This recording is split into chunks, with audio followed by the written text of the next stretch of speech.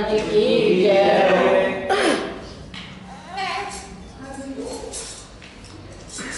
आज हम सभी प्रत्येक रविवार की तरह आज बैठकर भगवान का भजन कीर्तन और गुरु महाराज के बताए हुए कुछ शब्द या उनकी प्रेरणा के जो दिए हुए वचन होते हैं वो मैं आप लोगों के पास सुनाती हूँ और आप प्रार्थना करती हूँ कि आप लोग इसको ग्रहण करें। गुरु की पूजा गुरु गोविंद दो खड़े काके लागू पाँव बलिहारी गुरु आपने तो गोविंद दियो बताए।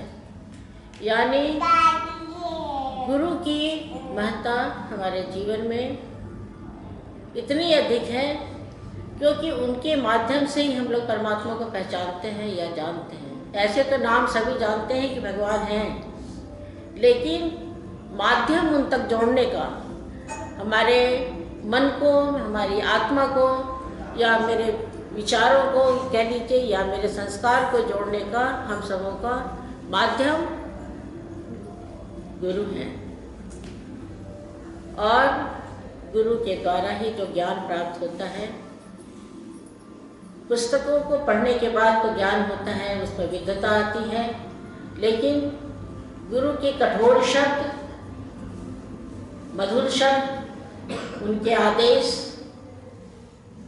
ये जो है जिसके सुनकर, जिसके मार्ग पर चलकर हम लोग भगवान की तरफ मुड़ सकते हैं।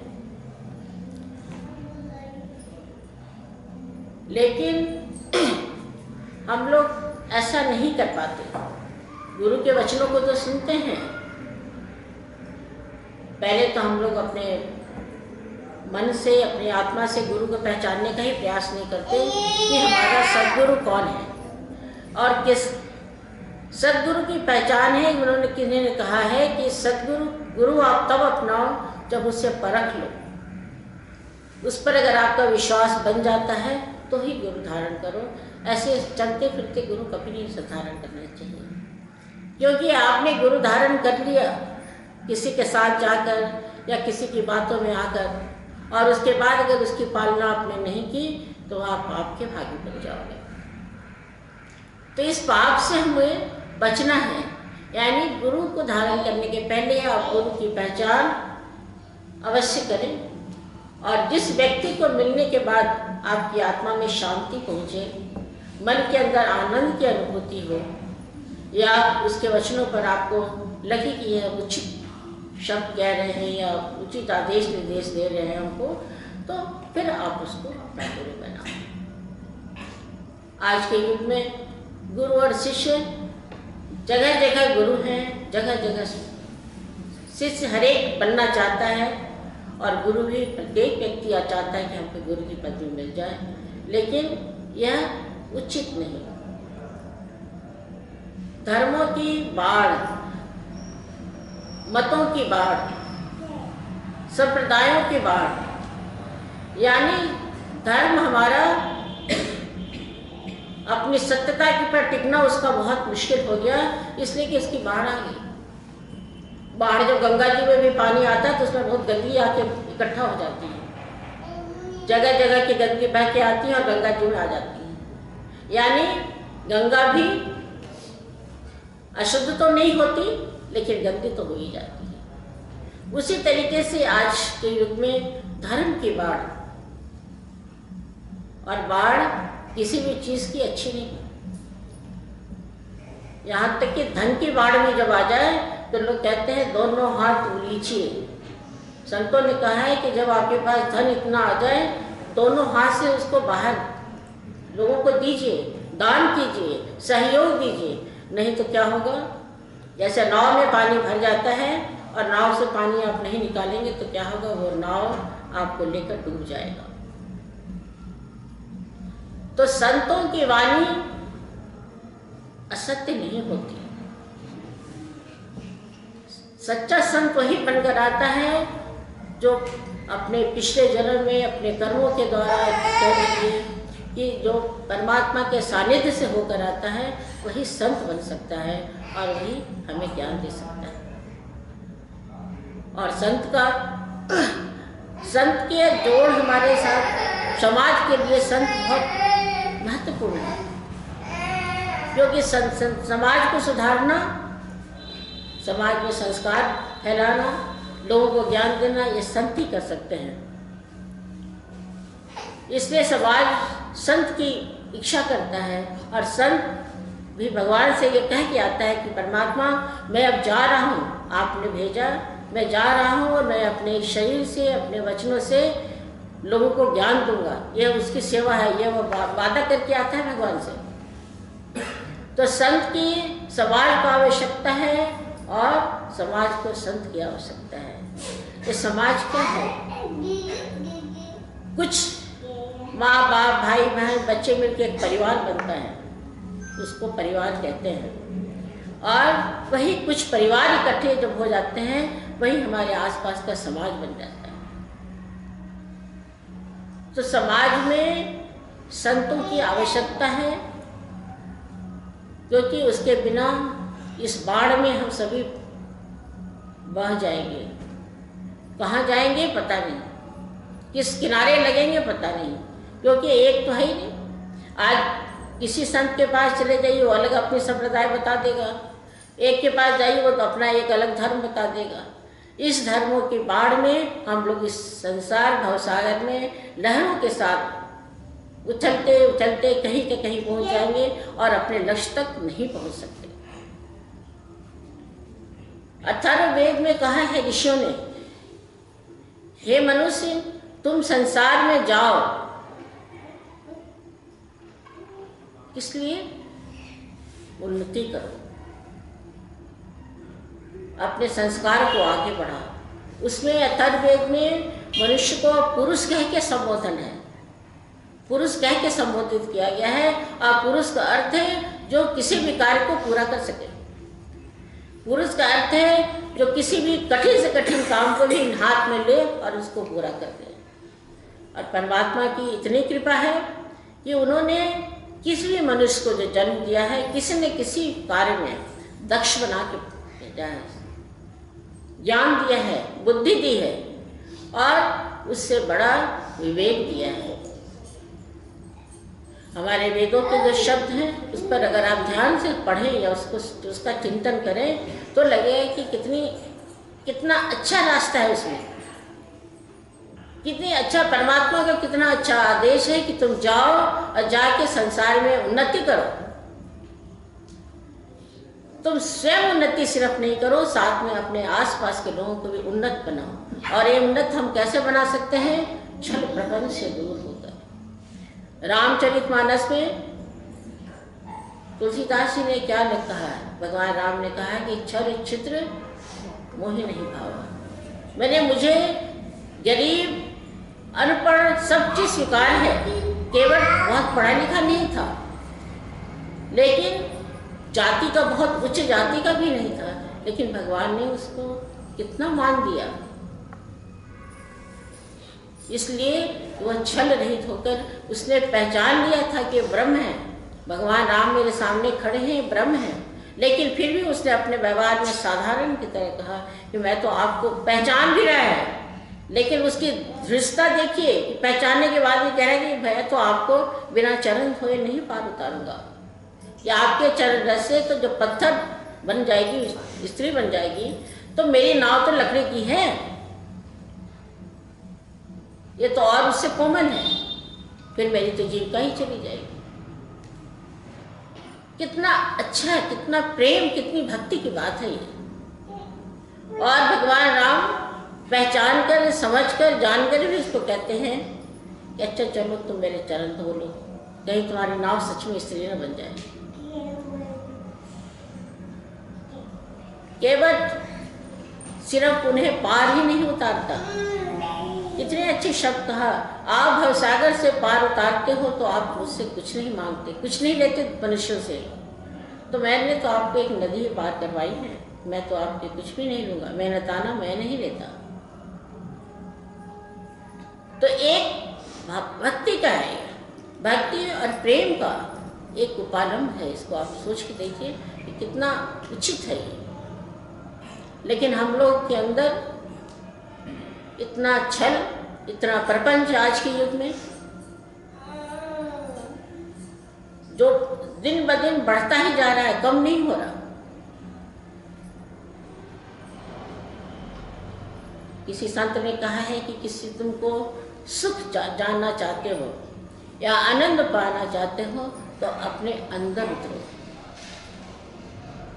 अपने आत्मा की गहराई में जाओ और तब सोचो कि तुम क्या हो और तुम किस काम को करने के लिए आए हो, तुम कर क्या रहे हो। मनुष्य जब ध्यान करने लगता है, सोचने लगता है, तो एक उसके अंदर अहंकार आता है। अहंकार स्वभाव है मनुष्य का। जब उसे कोई ज्ञान दे देता है कि देखो अहंकार छोड़ो, क्रोध छोड़ो, वो छोड़ तो देता है। वो अपने को अच्छा बनाने के लिए प्रयास करता है और अपने अहंकार को कम कर देता है। लेकिन फिर अपनी आत्मा के अंदर वो जब झांकने लगता है तो उसको कहता है कि इस नम्रता में भी अहंकार है। मैं नम्र तो हो गया, लेकिन ये भी मेरा अहंकार हो गया कि मैं बहुत भक्त बन गया हूँ। यानी यह भी छोड़ना है। शंकराचार्य जी ने कहा है, भज गोविंदम भज गोविंदम गोविंदम भज मूढ़मते। यानी परमात्मा का नाम लो। संसार से पार उतरने का एकमात्र साधन यज्ञ, जब तक, ये सब तो एक विधान है। यज्ञ करने से स्वर्ग की प्राप्ति होती है। जब करने से हमारे पूरे कर्म है वो कटते हैं, तब करने से हमारे अगला जीवन सुधरेगा। लेकिन पार करने के लिए माँ के घर में बार बार आने आवागमन से चक्कर से बचने का एकमात्र साधन भज गोविंदम भज गोविंदम, यानी परमात्मा का नाम का भजन करो। और भजन आप कब करोगे? जब आपका विश्वास उन पर हो जाएगा। बिना विश्वास के भजन करने से कोई अर्थ नहीं रहता, क्योंकि आप इस मंदिर के अंदर बैठ के आपने भजन किया और दरवाजे से बाहर निकाल के वो तो भजन एक जगह ही रुक गई, हम तो आगे गए। ऐसा नहीं, भजन मन से कीजिए। संसार के सारे कर्मों को आप कीजिए, भगवान ने कहीं मना नहीं किया। अनसुईया गृहस्थ में रह के उसने भगवान को, उसमें इतनी ताकत थी अनसुईया को, आप सोच के देखिए। गृहस्थ में वो रहती थी, पति के साथ रहती थी, लेकिन उसमें इतनी शक्ति थी, उसने तीनों देवताओं को बच्चा बना के पालने में सुला दिया। और उनके आगे न पार्वती जी की चली, न लक्ष्मी जी के चली, न ब्रह्मांड की चली, किसी के नहीं चली। तो इतनी शक्ति गृहस्थ में रह के भी हो सकती है। इतना धर्म गृहस्थ में रह के हो सकता है। आप अपने कर्म में अच्छे तरीके से आप काम कीजिए, वो भी आपका धर्म है। प्रवचन हम सुनते हैं, लेकिन इसका असर होता है, लेकिन अधिक नहीं हो पाता। क्यों? कोई प्रवचन के शब्द, मुझे तो कुछ आता नहीं, मैं तो बार बार ये कहती हूँ, जो गुरु महाराज की प्रेरणा होती है वो आप लोग तक हम बोल देते हैं, क्योंकि ये सेवा उन्होंने सौंप रखी है। एक बार एक शिष्य, गौतम बुद्ध का शिष्य, दूसरे शहर से आता था उनके प्रवचन को सुनने के लिए, और वो बहुत प्रयास भी करता था अपने बुराइयों को समाप्त करने के लिए। कई वर्ष बीत के वो प्रवचन में आता, चला जाता, बहुत ध्यान से सुनता, इतने दूर आने के बाद भी। एक दिन उससे नहीं रहा गया, उसने बुद्ध से कहा कि हे प्रभु, आप ये बताइए, मैं प्रवचन इतने सालों से सुन रहा हूँ आपके, लेकिन मुझ में बहुत उन्नति नहीं हो पाई, मेरे विचारों की उन्नति नहीं हो पाई। भगवान ने कहा, तुम कहाँ से आते हो? उसने कहा, मैं श्रावस्ती से आता हूँ। कितनी दूर है? तो यहाँ से 4 कोस है। बोले, तुम वहाँ से चल के आते हो? उन्होंने कहा, हाँ, मैं आपके प्रवचन सुनने के लिए वहाँ से चल कर आता हूँ और आपके प्रवचन सुनकर मैं फिर ही पैदल ही यहाँ से जाता हूँ। उन्होंने कहा कि तुम 4 कोस से चल कर आते हो तो प्रवचन सुनते हो, लेकिन तुमने प्रवचन पर चलना कितनी देर शुरू किया? प्रवचन सुनते तो हो, लेकिन प्रवचन पर चलना तो तुमने प्रारंभ ही नहीं किया है, आरंभ नहीं किया तुमने। तुम सुनते हो, सोच रहते हो कि मैं आज ये अपनी बुराई छोड़ूंगा, लेकिन तुम पूरा छोड़ नहीं पाते, इसलिए कि प्रवचन के शब्दों पर तुम चलना नहीं चाहते। जब तक तुम चलोगे नहीं, अपने लक्ष्य तक नहीं पहुंच सकते। तो किसी भी संत के आप सत्संग सुनते हैं, किसी भी गुरु के सत्संग सुनते हैं, उस पर चिंतन करना बहुत आवश्यक है, मनन करना आवश्यक है और उस पर चलने का प्रयास करना ही बहुत आवश्यक है। क्योंकि समय की गति इतनी तेज है, कलयुग में समय की गति इतनी तेज है कि जो नहीं चल पाया, धर्म के प्रति अपनी रुचि नहीं रखी, वह बह जाएगा। और ये भी सच है कि कलयुग में इस तेज बहाव में अगर हम लोग साथ साथ नहीं चलेंगे तो क्या होगा? पीछे से कोई धक्का दे देगा। रास्ता अगर रोक के हम धीरे धीरे चलेंगे तो पीछे से आने वाला धक्का दे के आगे बढ़ जाएगा और हम गिर जाएंगे। चलना है, समय की गति के साथ चलना है, लेकिन विचार और संस्कार के साथ चलना है। अच्छी संगत में बैठना है। बुरी संगत में बैठोगे तो बुरी बातें ही दिमाग में आएगी, मन के अंदर आएगा, धीरे धीरे मन के अंदर आया, हृदय में उतरता चला गया और फिर ऐसे ही आपके हाथ पांव, आपकी इंद्रियां काम करना शुरू कर देंगे। तो मन का रोग यह सत्संग से सुधर सकता है। बिना सत्संग के सुने, उस पर बिना चले हुए रास्ते पर इस कलयुग में हम लोग कुछ भी नहीं कर सकते। सत्संग का चंदन की लकड़ी आप हाथ से छू लीजिए, देखिए उसमें खुशबू आ जाएगी, आप हाथों में खुशबू आ जाएगी। एक बार एक घुड़सवार जा रहा था, कहानी याद आ गई। एक समय एक घुड़सवार जा रहा था, तो गांव से पार करके जो जंगल की तरफ पहुंचा तो देखा कि एक घर बना हुआ है छोटा सा, और उसके आगे एक तोता पिंजरे में बंद पड़ा खड़ा टांगा हुआ है। जैसे ही वहां से वो गुजरा, तोता ने चिल्लाना शुरू किया, पकड़ो पकड़ो, मारो मारो, छीनो छीनो। वो आगे बढ़े, उसको देखता रहा, समझ में उसको नहीं आई बात कि तोता ऐसे कैसे बोल रहा है। आगे वो निकला, आगे निकला तो फिर देखा कि एक छोटी सी कुड़िया झोपड़ी बनी हुई है और उसमें एक तोता वैसे ही टंगा हुआ है। इसको देखते ही उस व्यक्ति को उसने कहा, बंधु आओ, हे मित्र आओ, बैठो, भोजन लो, थक गए होंगे तो। अब उसको, उस व्यक्ति को समझ में नहीं आया, उस घुड़सवार को, कि ये क्या हुआ। वो बहुत देर तक बाहर बैठा रहा दरवाजे पर। उसने कहा कि मैं कैसे पूछूं कि एक ही गांव में दो, थोड़ी दूर की दूरी पर दो तोते हैं और दोनों की भाषा अलग, दोनों की बात अलग। इतने में उस संत बाहर से निकले हुए, एक संत की कुटिया थी। उसने कहा कि बेटा तुम थक गए होगे। वो शब्द उन्होंने वही दोहराया जो तोता ने कहा था। तो इस तोते ने आवाज दी, कहा कि हाँ, एक तुम्हें मैं बता रहा हूँ, मुझ में इतनी शक्ति है कि मैं समझ सकता हूँ और बोल सकता हूँ।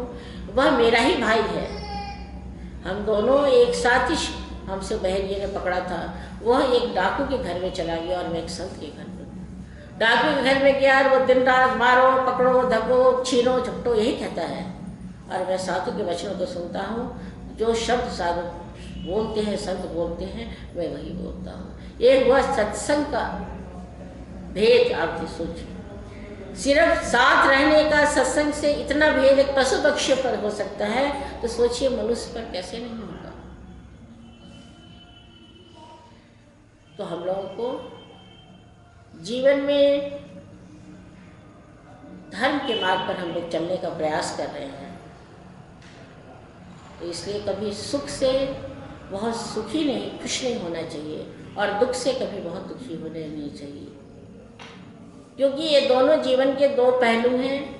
रात और दिन सुबह सूरज उगता है तो प्रकाश होता है, हम लोग को ऊर्जा मिलती है, हम लोग काम करने की शक्ति हमारे अंदर फुर्ती आती है।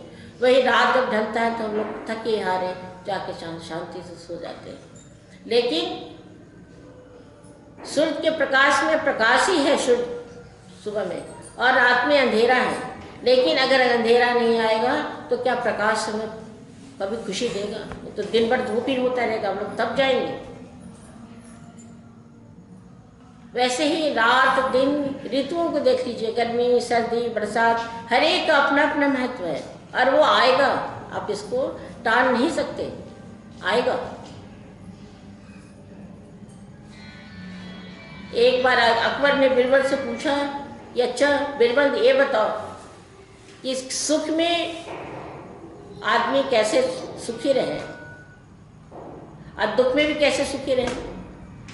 सुख में भी वो दुख का अनुभव करे और सुख में भी दुख में भी सुख का अनुभव करे, ऐसे कौन से शब्द हैं? कैसे हो सकता है ये? पूरे राज में जितने बैठे थे सब लोग एक दूसरे का मुंह देखने लगे। ये अजीब सा प्रश्न है। भाई दुख में तो आदमी दुखी होगा और सुख में सुखी होगा। ये कैसे हो सकता है कि सुख में भी वो दुख का अनुभव करता रहे और दुख में भी सुख का अनुभव करे? ऐसा क्या शब्द हो सकता है? बीरबल ने कहा है ऐसा एक ही शब्द है, कह दो ये भी नहीं रहेगा। जब आप बहुत सुख में हैं और आपको कोई कहे कि अब मन के अंदर एक बात आ गई ये नहीं रहेगा, तो आप कभी बहुत ज़्यादा सुखी नहीं हो सकते, बहुत अहंकारी नहीं हो सकते, क्योंकि आपको ये दिमाग में है वह है कि ये नहीं रहेगा।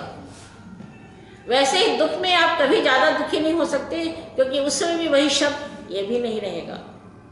एक विश्वास आपके अंदर जाग गया, ये दुख भी नहीं रहेगा, ये सुख भी नहीं रहेगा और दुख भी नहीं रहेगा, यानी दोनों सम हैं।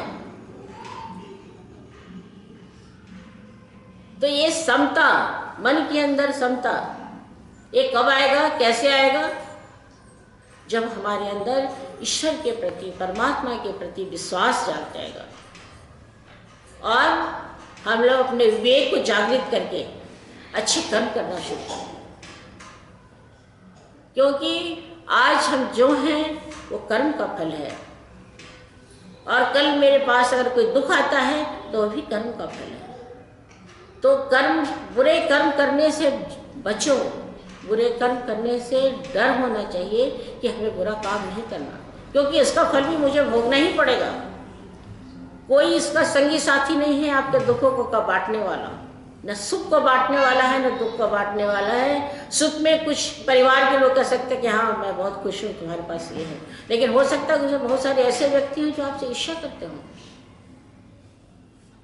तो अपने मन को सुख और दुख के इसमें बराबर बांटते हुए, परमात्मा पर भरोसा करते हुए हम लोगों को अपने जीवन में सत्कर्म करना है, समता का व्यवहार करना है। क्योंकि हम लोग, ईश्वर ने शरीर दिया, अपना स्वरूप दिया, अपने गुण दिए और अपने संस्कृति दी, अपना संस्कार दे के हम लोग को जन्म दिया। लेकिन अगर हम लोग इसको नहीं अपने जीवन में उतार पाए या इस पर नहीं चल पाए तो हमारा ही दोष है, ईश्वर का दोष नहीं है। हर एक मनुष्य के अंदर आसुरी शक्ति और दैवी शक्ति दोनों ही होती, ये दोनों ही मनुष्य के अंदर है। अब आपका ये काम है कि आपको अपनी कौन सी शक्ति को जगाना है, किसका आप महत्व ज़्यादा देते हैं। अगर आश्रित शक्तियों का ज़्यादा बढ़ावा देंगे, आश्रित इच्छाओं को ज़्यादा बढ़ाएंगे तो क्या होगा? वही असुर है। सींग और बड़े बड़े कानों वाले असुर नहीं होते, असुर कर्म से बनते हैं। और अगर हम अपने अंदर दैविक शक्तियों को जागृत करते हैं, शक्तियों को जागृत करना का अर्थ क्या है? हमें मालूम है कि हमें पूजा करनी चाहिए, हमें मालूम है कि झूठ नहीं बोलना चाहिए, हमें मालूम है कि किसी की आत्मा को दुख पहुंचाने वाले शब्द नहीं बोलने चाहिए, सब पता है। लेकिन फिर भी अगर हम इस रास्ते पर नहीं चलते हैं, इसका अर्थ है कि हम लोग अपनी दैविक शक्तियों को दबा रहे हैं और आश्रित लोगों को ऊपर कर रहे हैं। और जब यही आसुरी शक्तियाँ जो बटहास करेंगी हमारे जीवन पर, तब दैविक शक्तियाँ उसका बदला लेंगी, क्योंकि हमारे आपके सभी के कर्मों को चित्रगुप्त रेखांकित कर रहा है, लिख रहा है। और जब हमारा जीवन का काल या जीवन की अवधि समाप्त होगी, उस चित्रगुप्त भगवान अपना वही आगे भगवान के आगे कर देंगे, इस मनुष्य के ये कर्म अच्छे, ये कर्म बुरे, ये कर्म अच्छा। वो हिसाब दे दिया, जैसे ऑफिस में लिखते हैं ना,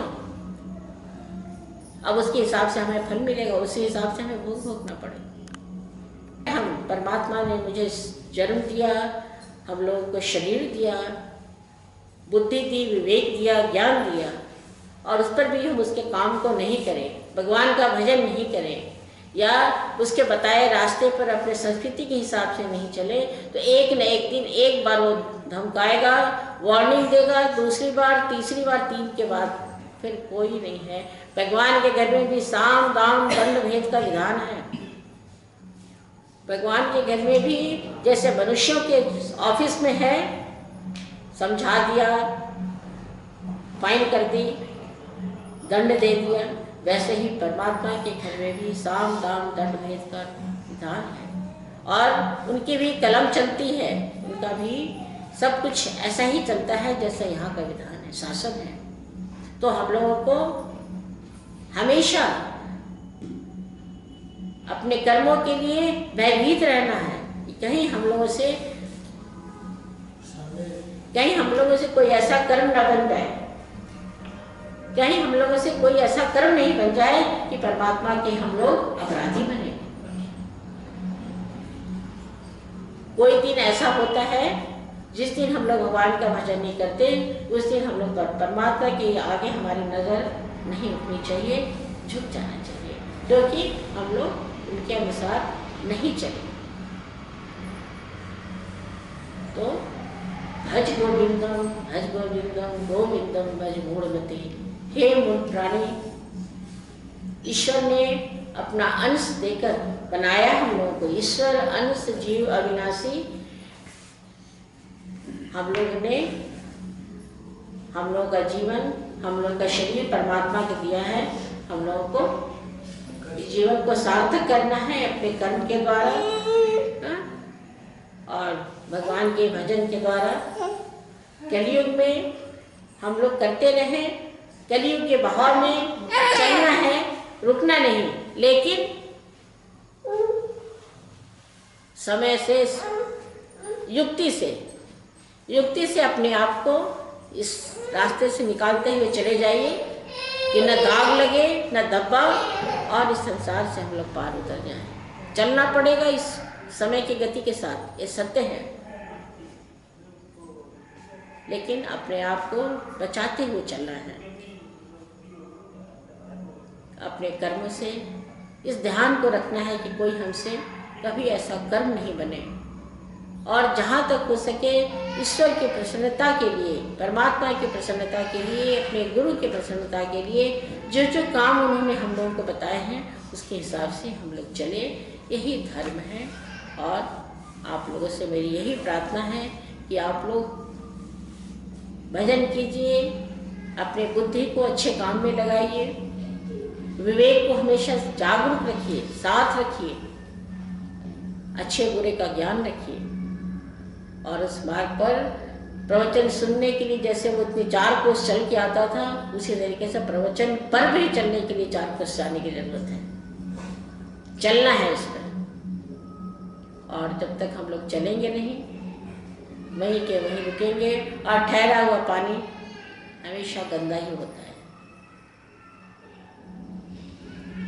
तो समय को पहचानिए, संतों को पहचानिए। कोई आके कोई कुछ कह दे, कोई आके कोई कुछ कह दे, जिसकी वाणी पे आपको विश्वास हो जाए, जिसको मिलने से आपके अंदर आनंद हो, खुशी हो, समझिए वही मेरा अपना है। कभी कभी कोई ऐसा व्यक्ति रास्ते में मिल जाता है जिसको देख के बड़ा गुस्सा आता है, होता है ऐसा, लगता है कि सामने आ ही क्यों गया, या ये मेरे घर आया ही क्यों, ऐसा होता है कि नहीं होता? सबको होता है वो शायद। किसी किसी से मिलके बहुत अच्छा सा नहीं लगता, लेकिन किसी किसी को जाते हुए दूर से जाके मन करते उसको बुला के थोड़ी देर बिठाएं अपने पास। क्यों ऐसा होता है? इसलिए कि हमारे मन के अंदर की जो तरंग है उसके तरंग से मिलती हुई है। कहीं न कहीं किसी जन्म में मेरा उसका कोई नाता, कोई जरूरी नहीं कि इस जन्म का ही मेरा संबंधी, ऐसा नहीं है। कई जन्मों का संबंध किस किस रूप में सामने आता है वो आदमी पहचान तो नहीं पाता, लेकिन मन की तरंग उसको पहचानती है कि मेरा अपना है। तो जहाँ आपको अपने मन की तरंग लगे कि हाँ यहाँ शांत हो रही है या मिल रहा है या मन को शांति मिल रही है, उसी जगह को जाइए, वहीं उसी के कहे हुए वचनों को विश्वास कीजिए और उस पर चलिए, क्योंकि किसी न किसी की बात तो माननी ही पड़ेगी। गुरु के बिना ज्ञान नहीं हो सकता। अब इसके लिए आपको जहाँ ऐसा लगे वैसे ही कीजिए। बोलिए गुरु महाराज।